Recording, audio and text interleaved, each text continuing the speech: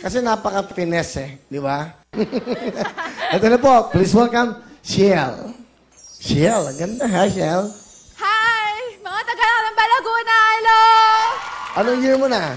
Second year college po. Saan? Kalamba Doctors College. Saan yun? Kalamba, Laguna po. Ilan taong ka na? 18, Will. Okay, 18 ka na. So, bakit nursing ang kinuha mo? Dahil pangarap ko nung bata pa ako maging doktor. So, ginagawa ko to parang stepping stones or pre-med ko sa kurso. Pag-med. Ano trabaho ng tatay mo? Ang daddy ko po ay isang pastor. Ah, okay. And then, ang mama mo? Ang nanay ko ay isang ahente ng bahay at lupa. Alright, sige. Sino kasama mo? Ang aking napakaganda at napaka-supportive na mami, Mami Jane.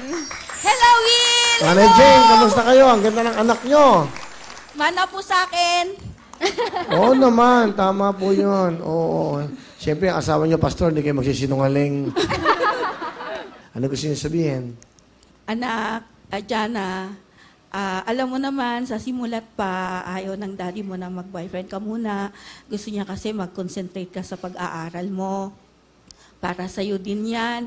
Ang ate mo kasi, third year college lang, BSIT, huminto muna sa pag-aaral para lang paunahin ka. So sana naman,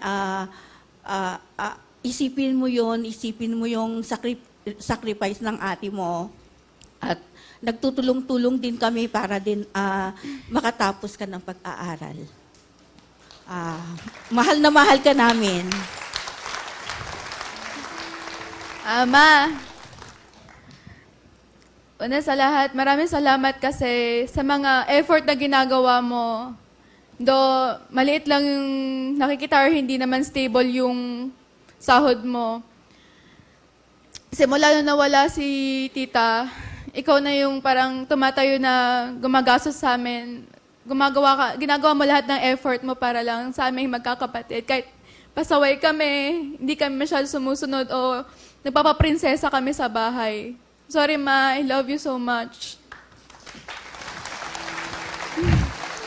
Siya sa papa mo, baka nanonood ngayon. Daddy, magiging mabait na po ako na anak. Uuwi na maaga. Hindi na pasaway. Love you, Daddy. Hindi na ako magpapasaway sa'yo. Bakit? Pasaway ka ba? Ano ba ibig sabihin ng pasaway? Nagkaroon po kasi ako ng boyfriend, tapos, syempre hindi pa right time. Ayaw niya. Yun parang, ayaw niya yun. Kumbaga, pasaway din sa kanya. I mean, galit na galit siya na nalaman niya may boyfriend ako nun. So, yun. Paano yung nalaman? Sinabi mo? Sa social media po. Siyempre, ayaw ng daddy mo. Bata ka pa eh. 18 ka lang ba? 19? Yes. Bata 18. ka pa. Mami mo, pumapayat sa'yo. Sige.